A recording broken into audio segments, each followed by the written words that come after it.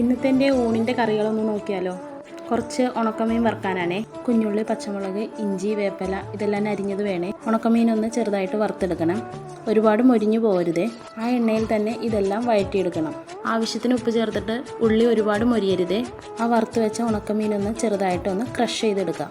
ആ ഉള്ളിയിലേക്ക് ആവശ്യത്തിന് മുളക് പൊടി, മഞ്ഞൾപ്പൊടി നമ്മുടെ എരിവിനനുസരിച്ച് ചേർക്കാം.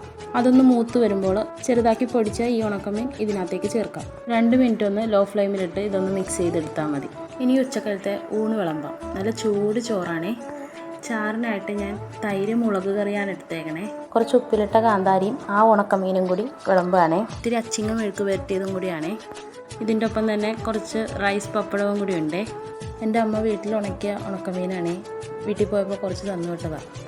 ഈ മുളക് തൈര് കറിയും ഉണക്കമീനും ഉണ്ടെങ്കിൽ വേറെ കറികളൊന്നും വേണ്ട. എളുപ്പത്തിൽ ഉണ്ടാക്കാൻ പറ്റിയ ഈ ഉണക്കമീൻ വറുത്തത് ഇന്നത്തെ ഊണിൻ്റെ സ്പെഷ്യലാണേ.